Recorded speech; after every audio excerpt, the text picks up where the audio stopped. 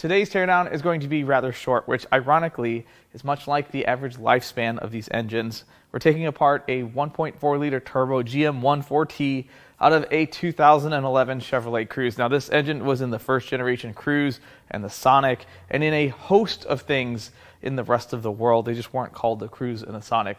Maybe they were, I'm not sure. But these engines don't have the best notoriety. I hear a lot of complaints, and it seems like the only people that have good things to say about these engines are either people that bought them brand new and took very good care of them, which there's a lot to be said there, or it's people that modify them to make more power, which I understand that is a goal of a lot of people, but that's not how I judge how good or bad an engine is. I judge how good an engine is by how it tolerates abuse and neglect, and how much it costs the owner of the car through its lifespan. That's what I use to judge how good an engine is or not. And I can tell you, I get lots of requests for these engines, tons of them, and sometimes I do have them in stock. I think I have one right now. I don't like these engines. Let's just stop there. The 1.4-liter turbo engines produce 138 horsepower, which is about the same as the 1.8-liter that comes in the base model. But these engines make quite a bit more torque, and they make it down low. And if you've ever had the chance to drive both of these engines, that's likely why people opted for the 1.4 turbo. But if you're one of those people that bought a 1.4 turbo because it was better on fuel and you wanted to save money, and you owned it past, say, 50 or 60,000 miles, there's a good chance that any money you saved on gasoline was quickly negated by the cost of maintenance and repairs. Because if it's not the turbocharger or the exhaust housing of the turbo cracking, it's the oil filter housing, or it's the water pump, or the head gasket, the valve cover. There's a long list of things that these engines have trouble with, but I don't know what's wrong with this one. This is a core return from a local yard. I don't even know if it turns over, so let's get started. Now, this does still have spark plugs in it.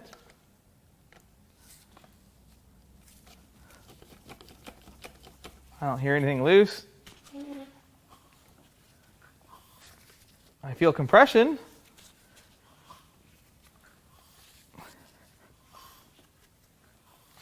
It can't be that bad, can it? Well, now it's time to pull the plugs, but before we do, there's a few things I've noticed. This engine has a new water pump, and it has a new valve cover. It looks like Butler brand, and it has a sticker from a self-service salvage yard on it. So I don't really know what the deal is. That is not the yard that this engine came from. Let's pull the plugs. Well, it does have a matching set of very inexpensive spark plugs that are probably not the best plug for these engines, but I don't see any smashed tips or electrodes. Straps look like they're in good shape. They don't look too bad. Now it's time to pull the intake manifold. I think that's everything. Yeah, that's everything. Well, that was easy. Well, it looks like they've replaced the intake. 12-15 of 21. Well, the intake ports are nice and clean. That looks good. That was good. What is that? Somebody put some tapioca in there. It's not supposed to be there. It's not a good sign. Next, we'll pull the oil filter.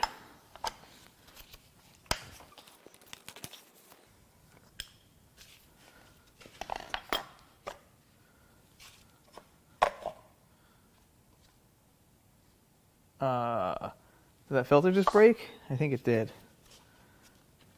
I don't know what is going on here. What happened? Well, let's take a look at this filter. I don't know what happened here. The end of it is like coming apart. I don't really see any debris. The oil, it actually looks pretty clean. Like they put new oil in it. And it circulated. But I don't see any debris in the filter, which is a good sign. Now it's time to peel the valve cover off.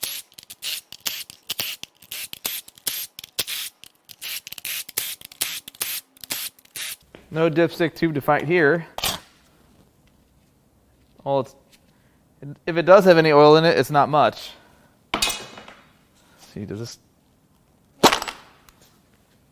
Oh. Ha ha ha ha. Well, that's certainly not what you want to find inside of an engine. So the chain and the guide, that all looks good, but I don't know if you guys can tell. There seems to be a slight tinge of moisture in the oil. In fact, lots of rust on the cam lobes. Lots of milkshake in here. Now, I think someone fixed the vehicle that this engine came out of, which means that this milkshake did not bring that car to the yard, just the engine.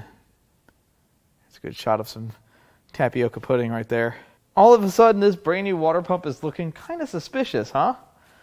It is time to get it pulled. We got to get the pulley off first, which has larger bolts than the bolts that hold it on. Look at that thing. It's like brand new.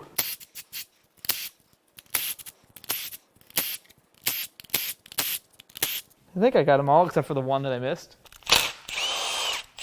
All right, now I'm relatively certain with only a 50% doubt that I got them all. Ew. Okay. Do I need blue for this? Really? It still feels like it's bolted in. What did they adhere this with?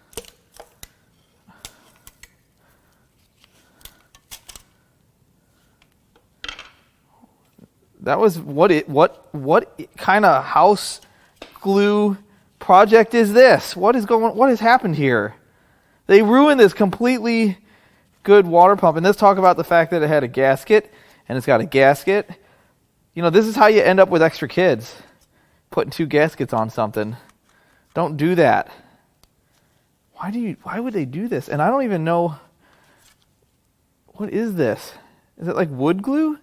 I mean, it was really affixed to the engine, but it just totally wrecked this water pump. It's a crying shame. You're gonna be without pain now.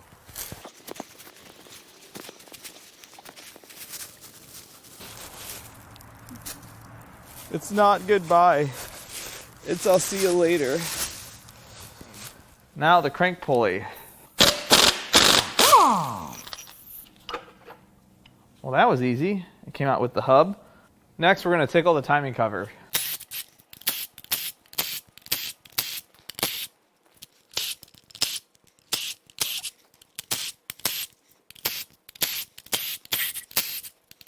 Can be cracked loose.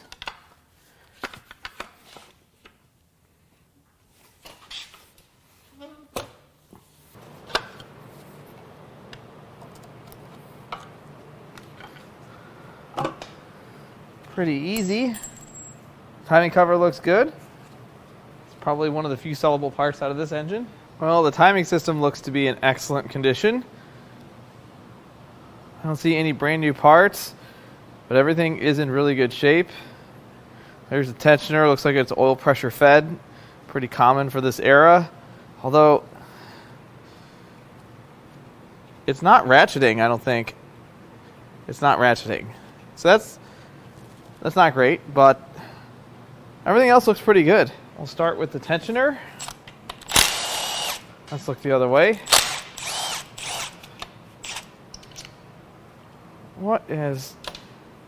That's all it is.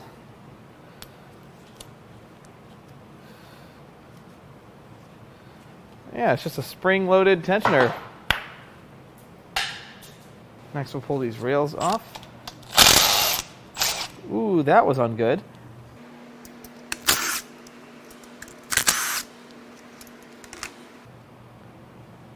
Yeah, rail's in excellent condition.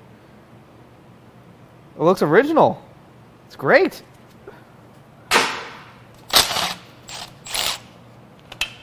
Oh, that was a good rail. You can definitely see the wear pattern on it, but it's not bad. Also, original. A little bit of wear from the tensioner, but I don't think these engines have timing problems. It's a great part. Now this chain should come off pretty easily.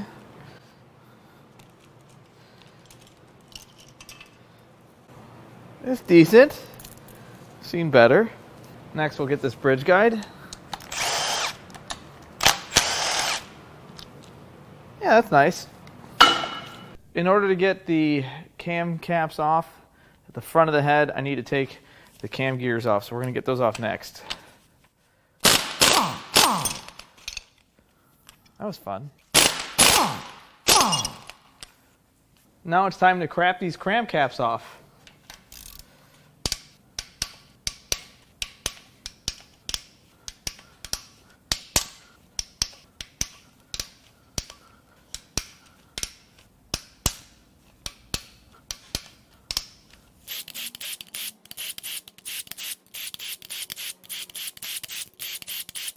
The smell coming off of this engine is less than desirable.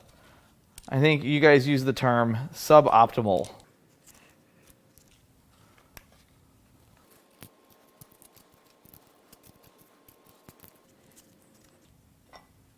The journals aren't really as bad as I expected, but the rockers, ooh, this thing definitely has some moisture sitting in here.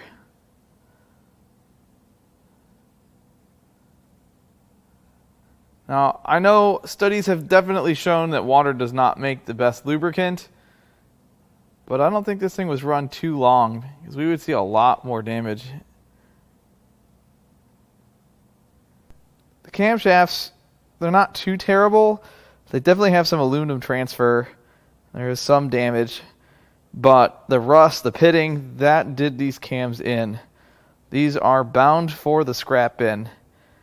The cam caps definitely have more wear than the journals, but they're not as bad as you'd expect for an engine running on water.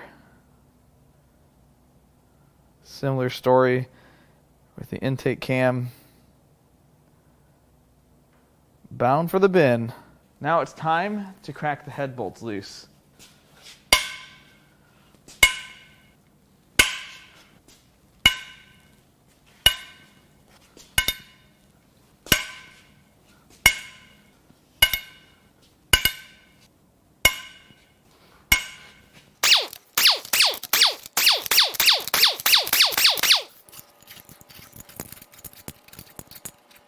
This head should literally just lift right up.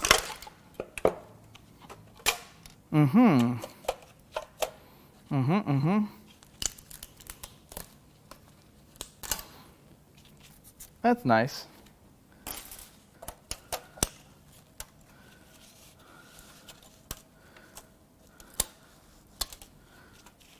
Oh yeah, bad. Oh, worse. Well, the head gasket is definitely no good. Look at it right there. And then right there. And for an MLS head gasket to fail, that typically means that the head is not as flat as it's supposed to be. Now the pistons, none of them look like they've been steam cleaned. So I don't think coolant was entering the combustion chamber. You would definitely be able to tell if that were the case. I mean, some might have gotten in there. But we saw that sitting on top of the intake valves as well. The cylinder walls look pretty decent.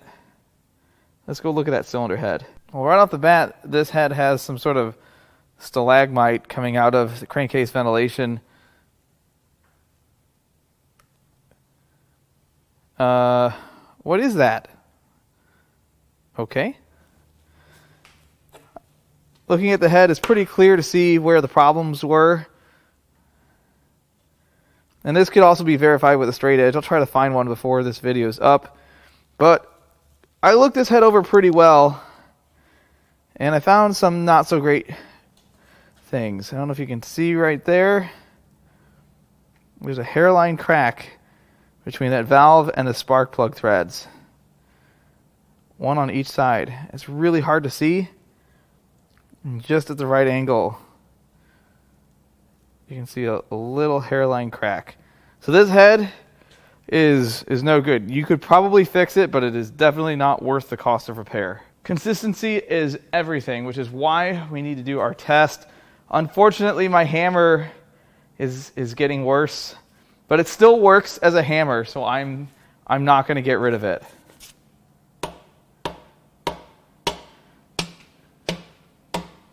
It's good. It's like a whack-a-mole game. That's fun. Okay, I'm done. Next, we're going to remove the oil filter housing, which I think is the point of contention with a lot of these. That didn't do anything.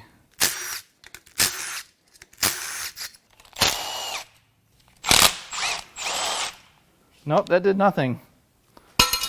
That wasn't the answer. I think it just sits in. Let's get blue on the job. Maybe it's this mud dauber's nest.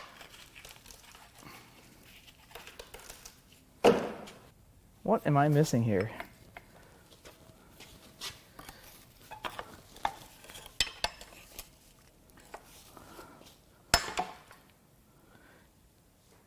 Ew. Well, that broke.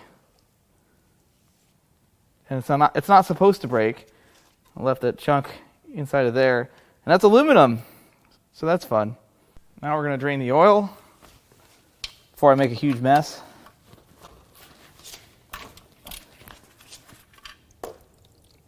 That is not oil.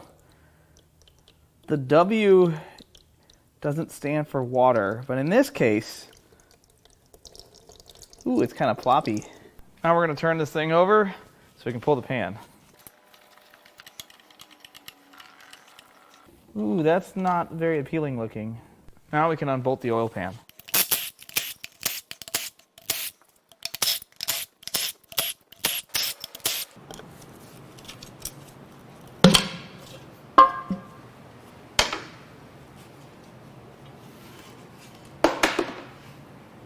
Ew. So that's not a super good look. But I don't see any chunks or debris, nothing sparkly in here, which is nice for a change. Next, we'll get the windage tray out of the way.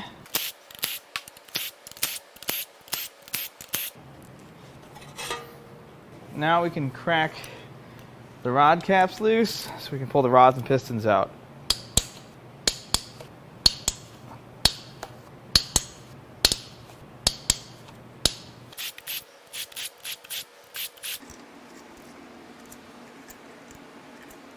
Now it's time to push the rods and pistons out.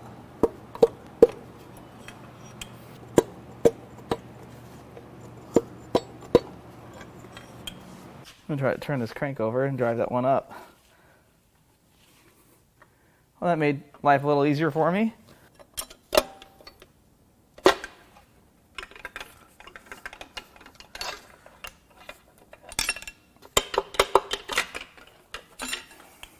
Now we can start unbolting this bed plate.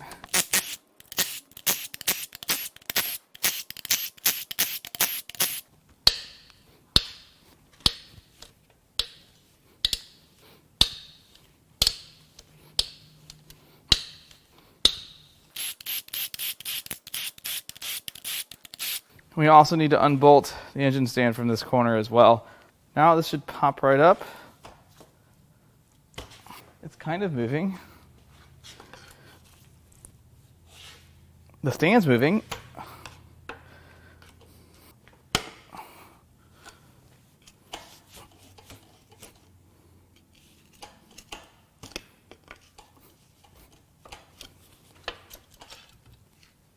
And now the crankshaft. Well, the rod bearings are practically perfect. There's next to no damage. These look fantastic. The rods look good. The pistons looked good until, yeah. Quite a bit of skirt wear. I didn't see any other damage to them, but every single one of these pistons has that kind of skirt wear.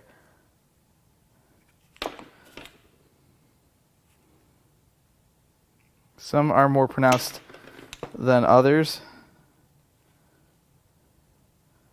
And I don't think I would use these in an engine again, but if you guys want one for your desk or something, anything I take off of these engines is for sale unless I say that I need it, which is rare. Main bearings look pretty good. They clearly have some water sitting on them. The crankshaft actually doesn't look too bad either. For having water pump through the oil system, I expected worse. I don't think it ran very long like that. And the bores have wear consistent with the damage on the pistons. Every single cylinder. A little bit of rust and some spots there that could have been from coolant sitting in it. It's pretty much just on the thrust side. But it would definitely need attention before, slapping some rods and pistons in this thing. As promised, I have the straightest of straight edges I have in the shop. And I know it's really hard to see, but there's just a little gap between each combustion chamber. So this head is definitely warped. I wish I could say I was surprised at what I found, but this is kind of what they're known for. I think there was a sequence of events in which there was a point of no return that was passed. This car needed a water pump at some point. This engine had a brand new water pump on it, although it was installed with 2 gaskets. That's not the way. But it had a new water pump because the old pump probably had a problem. Usually they leak profusely, and when they're allowed to run low on coolant, they can overheat. If you catch it early, you notice that all of a sudden you don't have heat or your temperature gauge starts rising rapidly.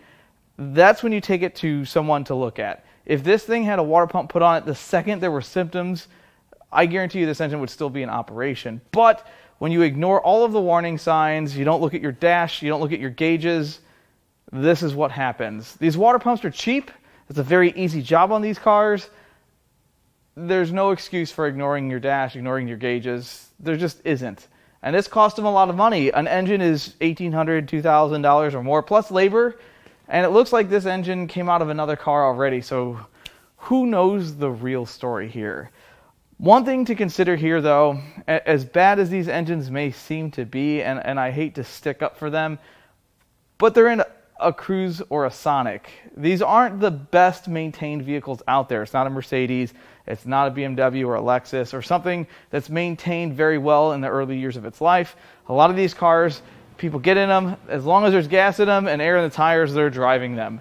And when you consider that, maybe these engines aren't that bad. No, because there's lots of other economy cars that don't have this type of problem.